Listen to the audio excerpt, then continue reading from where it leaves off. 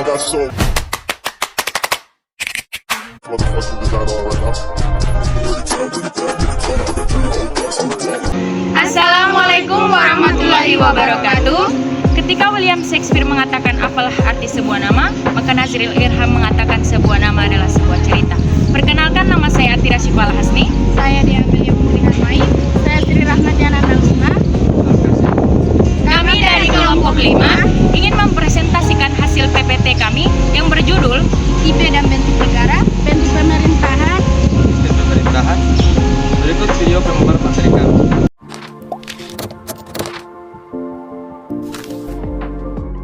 Baik, saya akan menjelaskan materi tentang tipe negara. Yang pertama, ada tipe negara timur purba.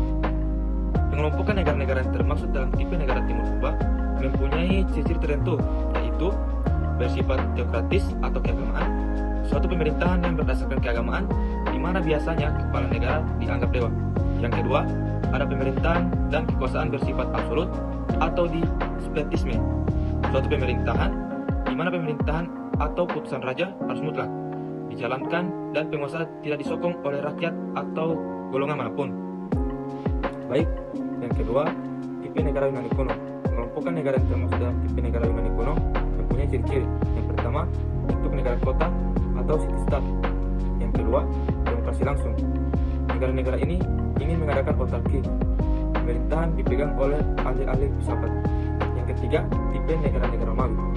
Pada awal mulanya, negara Romawi ini sama dengan tipe negara Yunani, tetapi kemudian berkembang menjadi 4 fase. Yang pertama, fase kerajaan. Pemimpin turun-temurun sehingga raja digantikan oleh putranya dan begitu seterusnya. Yang kedua, fase republik. Kepala negaranya melalui tahap pemilihan sesuai dengan sistem yang dianut. Yang ketiga, ada fase principati. Pimpinan dipilih dari yang terbaik. Yang keempat, fase kepemimpinan didasarkan pada kewibawaan atau geser. Yang keempat, tipe negara abad menengah sampai abad pertengahan. Tipe negara abad pertengahan pada dasarnya merupakan perkembangan dari negara Romawi. Ciri-ciri tipe negara abad menengah adalah: yang pertama, adanya dualisme, adanya pertentangan antara penguasa dengan yang dikuasai, pemilik tanah dengan penyewa tanah, dan golongan negarawan dengan golongan gereja. Yang kedua, adanya feudalisme, adanya pertentangan antara pemilik tanah dengan penyewa tanah. Yang ketiga, sekularilisme, adanya pertentangan antara golongan negarawan dengan golongan gereja. Yang keempat, ada student state, adanya pelapisan-pelapisan dalam masyarakat yang akhirnya menimbulkan pertentangan. Yang kelima, tipe negara modern. Ciri tipe negara modern adalah timbulnya teori-teori untuk melindungi warga negara, atau dapat dikatakan timbul bentuk negara hukum, negara berprinsip demokrasi, negara kesatuan, negara hukum yang demokratis. Materi selanjutnya yaitu bentuk negara. Yang pertama, negara kesatuan. Menurut Fahmi Ambrusi, negara kesatuan dapat dibedakan menjadi dua. Yang pertama, negara kesatuan dengan sistem sentralisasi. Yang kedua, negara kesatuan dengan sistem desentralisasi. Dalam negara kesatuan dengan sistem sentralisasi, segala sesuatu dalam negara langsung diatur dan diurus oleh pemerintah pusat, dan daerah-daerah hanya tinggal melaksanakan segala apa yang telah diinstruksikan pemerintahan pusat. Sementara itu, dalam negara kesatuan dengan sistem desentralisasi, kepala daerah diberikan kesempatan dan kekuasaan untuk mengatur dan mengurus rumah tangganya sendiri. Otonomi daerah yang dinamakan dengan daerah otonom. Yang kedua, negara federal. Negara federal dari kata lain foedus, artinya perjanjian atau persetujuan, adalah bentuk negara yang terdiri dari beberapa negara yang mengikat diri untuk menjadi satu negara baru, dengan masing-masing memberikan sebagian dari kedaulatan pada pemerintahan pusat, lebih dikenal dengan nama pemerintah federal. Negara federasi baru muncul setelah abad pertengahan, khususnya setelah lahirnya konstitusi Amerika Serikat. Menurut C.E. Strong, ciri-ciri negara federal yakni supremasi konstitusi federal, adanya pemecahan kekuasaan, distribution of power antara negara federal dengan negara-negara bagian, dan adanya suatu kekuasaan tertinggi yang bertugas menyelesaikan sengketa-sengketa yang mungkin timbul antar negara federal dengan negara bagian. Yang ketiga, negara konfederasi. Oppenheim menyatakan suatu konfederasi terdiri dari beberapa negara, yang berdaulat penuh untuk mempertahankan kemerdekaan ekstern dan intern tersatu atas dasar perjanjian internasional yang diakui dengan menyelenggarakan beberapa alat pelengkapan tersendiri yang mempunyai kekuasaan tertentu terhadap negara anggota konfederasi, tetapi tidak terhadap warga negara-negara itu. Menurut Hans Kelsen, suatu perserikatan negara-negara dalam arti antarbangsa yang sesungguhnya yang berarti suatu masyarakat yang terorganisasi yang disebut konfederasi. Negara-negara misalnya Liga Bangsa-Bangsa dalam banyak hal bisa menyerupai suatu negara federal. Konstitusi ini memiliki karakter sebagai tatanan hukum pusat dan bentuk satu masyarakat bagian, yaitu konfederasi. Masing-masing negara secara tersendiri disebut negara-negara anggota, seperti negara-negara bagian yang dibentuk oleh tatanan hukum daerah, yakni tatanan hukum nasional masing-masing. Konstitusi dari sebuah konfederasi, suatu perikatan atau liga negara-negara dapat juga membentuk sebuah pengadilan pusat dan pemerintahan pusat.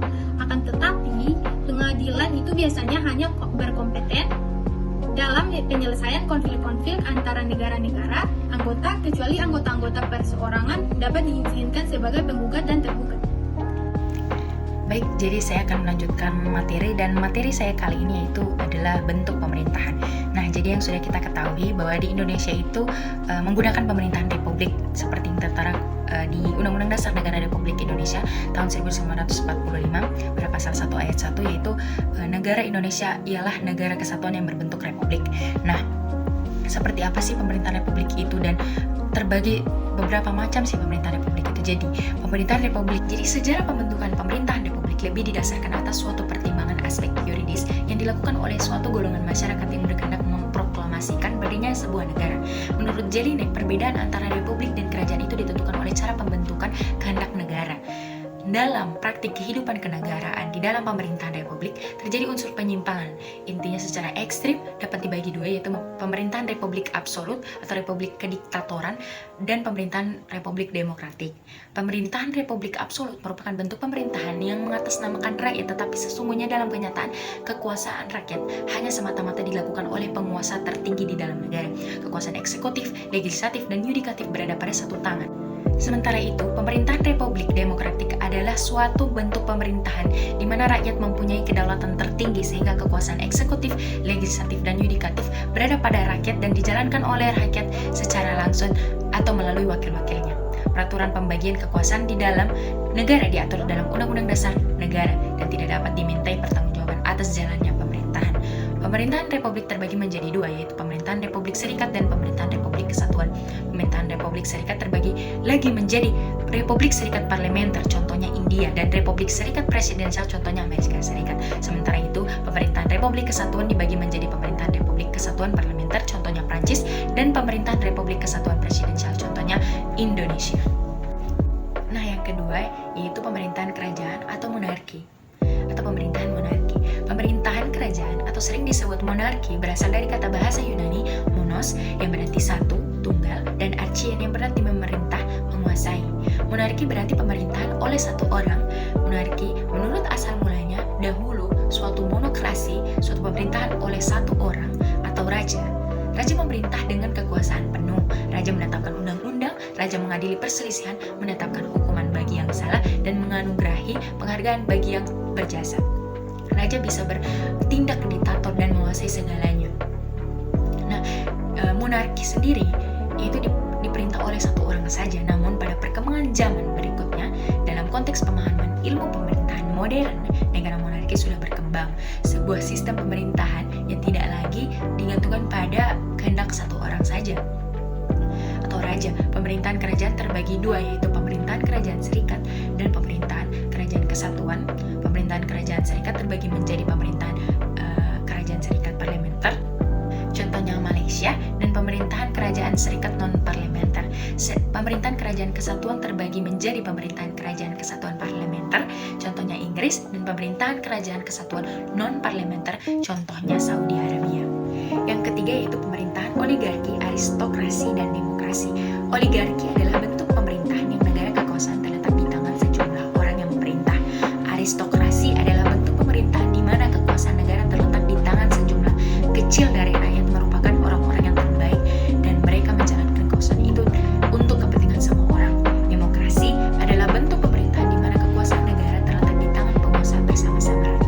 Baiklah, selanjutnya materi tentang sistem pemerintahan. Yang pertama, sistem pemerintahan presidensial. A. Sejarah sistem pemerintahan presidensial. Sejarah sistem presidensial berawal dari lahirnya negara baru Amerika Serikat, buah perjuangan rakyat koloni Inggris di benua Amerika untuk memiliki pemerintahan sendiri lepas dari pusat kekuasaan kerajaan Inggris.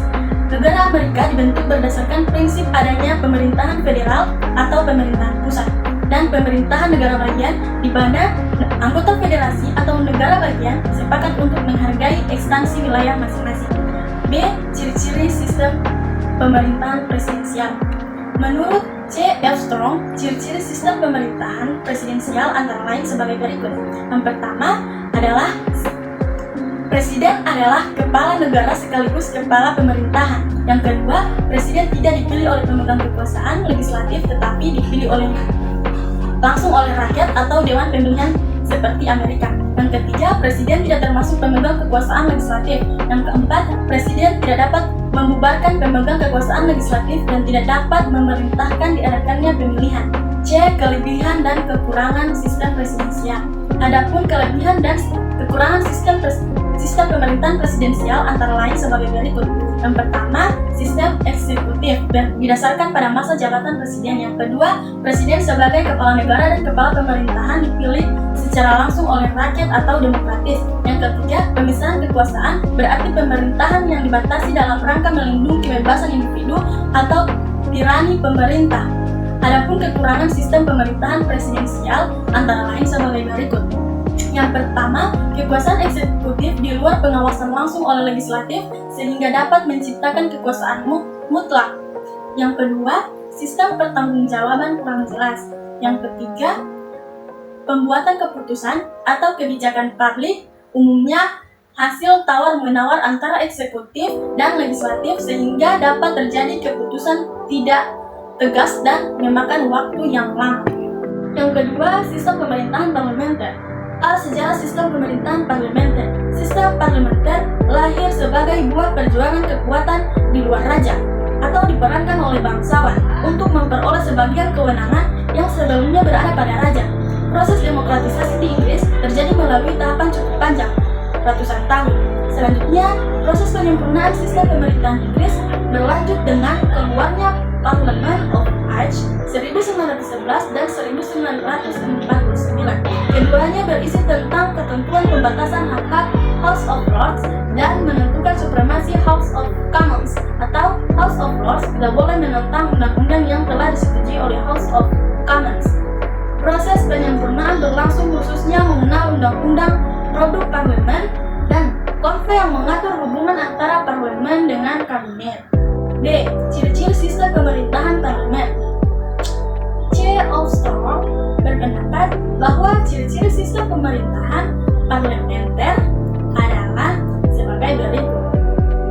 Yang pertama, kabinet yang dipilih oleh Perdana Menteri dibentuk atau berdasarkan kekuatan yang menguasai parlemen. Yang kedua, para anggota kabinet mungkin seluruhnya atau mungkin sebagian adalah anggota parlemen.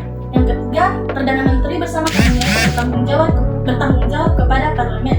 Yang keempat, kepala negara dengan saran atau nasihat Perdana Menteri dapat membubarkan parlemen dan memerintahkan diadakannya pemilihan umum.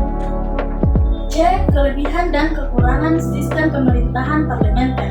Adapun kelebihan sistem pemerintahan parlementer antara lain sebagai berikut. Yang pertama, kemudahan menemukan jalan keluar karena adanya mosi legislatif sehingga dapat menjaga legislatif dan eksekutif tetap sejalan dalam sistem parlementer. Yang kedua, sistem parlementer dipandang lebih fleksibel karena tidak ada pembatasan masa jabatan yang pasti. Yang ketiga, sistem pemerintahan parlementer lebih demokratis karena kabinet yang dibentuk adalah koalisi dari berbagai partai yang ada di parlemen. Adapun kekurangan sistem pemerintahan parlementer antara lain sebagai berikut. Yang pertama, kedudukan badan eksekutif atau kabinet tergantung pada mayoritas dukungan parlemen sehingga dapat dijatuhkan parlemen sewaktu-waktu. Yang kedua, kelangsungan kedudukan badan eksekutif atau kabinet tidak ditentukan berakhir sesuai dengan masa jabatannya. Yang ketiga, kabinet dapat mengendalikan parlemen jika jika para anggota kabinet merupakan anggota parlemen dan berasal dari partai mayoritas. Sekian pemaparan materi dari kami. Wabillahi taufiq wal hidayah. Wassalamualaikum warahmatullahi wabarakatuh.